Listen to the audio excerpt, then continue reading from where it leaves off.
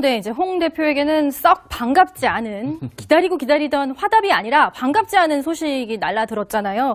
이석연 전 법제처장이 보낸 문자 메시지를 보면 서울시장 출마 요청 건 지금까지 견제온 삶에 충실하기로 했다. 대표님의 요청 받아들이지 못한 점 애석하게 생각한다. 그러니까 일종의 인물의 바람이 필요하기 때문에 이석연 전 법제처장 카드까지도 고려를 했었는데 정작 본인은 이걸 딱 고사를 해버렸단 말이에요. 그러니까 참 홍준표 대표가 지금 이제 안철수 대표 전 대표 이야기했듯이 뭐 3등 하는 거 아니냐. 네. 2등 할 사람이 있어야 지금 3등 하지 않겠습니까? 네. 지금 당장 본인이 내일 지금 후보가 없는 상황이에요. 그렇다 보니까 이 말 자체가 그렇게 공격적이지 않는 거로 들려지는데 지금 참 갑갑할 겁니다. 홍준표 대표도 지금 뭐 홍정욱 회장 뭐 등등 지금 계속 영입을 시도한 사람들이 보면 다 이제 내쳤고 더군다나 이석연 처장 같은 경우는 본인도 조금 생각이 있었던 것 같아요.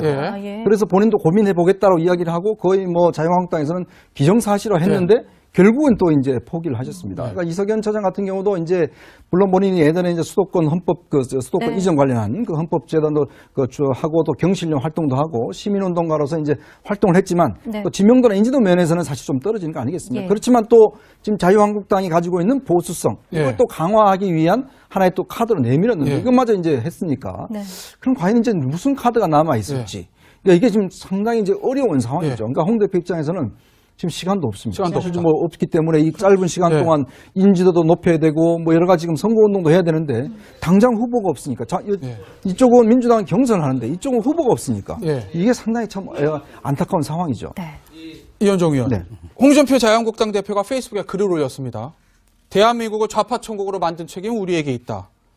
박근혜 동정심 팔아 정치적 영명을 시도한 세력을 결별한다. 중상층과 서민을 위한 자유한국당 기차를 뭉쳐야 한다라고 했는데 제가 정말 궁금한 건요. 홍준표 대표가 이번에 짜고 있는 지방선거 프레임 뭐예요? 그러니까 어떤 컨셉을 가지고 선거를 치르겠다는 겁니까? 그러니까 이제 어떤 면에서 보면 예전에 어떤 박근혜 전 대통령의 어떤 세력과는 선을 긋겠다는 거예요. 이게 대표적인 게 뭐냐면 황교안 전 총리가 사실은 이제 어떤 면에서 서울시장 선거에 마음이 좀 있었어요. 근데 지금 황교안 전 총리에서는 일체 지금 홍준표 대표가 선을 그어버렸거든요. 그러니까 이쪽 세력하고는 지금 하지 않겠다고 이제 보낸 거죠. 그렇게 사람이 없는데 하고자 하는 사람도 지금 선을 그어버린 거 아니겠습니까? 그런 면에서 본다면 홍준표 대표 입장에서는 좀 더 자신이 추구하고 있는 뭐 건전한 보수라든지 이걸 이제 지향을 하고 있는데 그 내심을 좀 들여다보면 대부분 지금 거론되는 분들이 홍준표 대표의 측근이거나 홍준표 대표 분들로 많이 또 공천 작업을 하고 있단 말이죠. 그런 걸 보면 이번 지방선거를 통해서 정말 홍준표 대표가 중심이 되는 당 이런 당으로 좀 본인은 좀 바꾸고 싶은데 문제는 바꾸기 위한 그 어떤 자산, 사람 이게 지금 상당히 부족하다는 게 굉장히 본인으로서는 안타까울 겁니다. 이게 지금 상당히 이제 어려운 상황이죠. 그러니까 홍 대표 입장에서는 지금 시간도 없습니다. 사실 뭐 없기 때문에 이 짧은 시간 동안 인지도도 높여야 되고 뭐 여러 가지 지금 선거운동도 해야 되는데 당장 후보가 없으니까 이쪽은 민주당은 경선하는데 이쪽은 후보가 없으니까 이게 상당히 참 안타까운 상황이죠. 이현정 의원. 홍준표 자유한국당 대표가 페이스북에 글을 올렸습니다. 대한민국을 좌파 천국으로 만든 책임은 우리에게 있다. 박근혜 동정심 팔아 정치적 영명을 시도한 세력을 결별한다. 중상층과 서민을 위한 자유한국당 기차를 뭉쳐야 한다라고 했는데 제가 정말 궁금한 건요.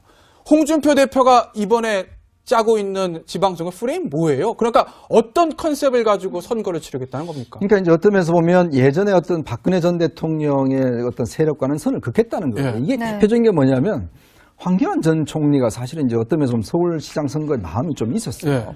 근데 지금 황교안 거의 뭐 자유한국당에서는 기정사실화 했는데 결국은 또 이제 포기를 하셨습니다. 그러니까 이석연 처장 같은 경우도 이제 물론 본인이 예전에 이제 수도권 헌법 수도권 이전 관련한 그 헌법재단도 하고 또 경실련 활동도 하고 시민운동가로서 이제 활동을 했지만 또 지명도나 인지도 면에서는 사실 좀 떨어지는 거 아니겠습니까? 그렇지만 또 지금 자유한국당이 가지고 있는 보수성 이걸 또 강화하기 위한 하나의 또 카드로 내밀었는데 이것마저 이제 했으니까 그럼 과연 이제 무슨 카드가 남아 있을지.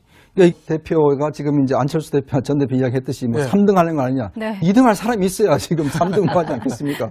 지금 당장 본인이 내일 지금 후보가 없는 상황이에요. 그렇다 보니까 이 말 자체가 그렇게 공격적이지 않는 거로 들려지는데 지금 참 갑갑할 겁니다. 홍준표 대표도 지금 뭐 홍정욱 회장 뭐 등등 지금 계속 영입을 시도한 사람들이 보면 다 이제 내쳤고 더군다나 이석연 처장 같은 경우는 본인도 조금 생각이 있었던 것 같아요.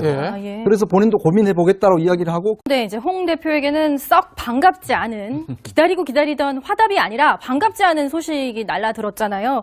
이성현 전 법제처장이 보낸 문자 메시지를 보면 서울시장 출마 요청 건 지금까지 견제온 삶에 충실하기로 했다. 대표님의 요청 받아들이지 못한 점 애석하게 생각한다. 그러니까 일종의 인물의 바람이 필요하기 때문에 이성현 전 법제처장 카드까지도 고려를 했었는데 정작 본인은 이걸 딱 고사를 해버렸단 말이에요.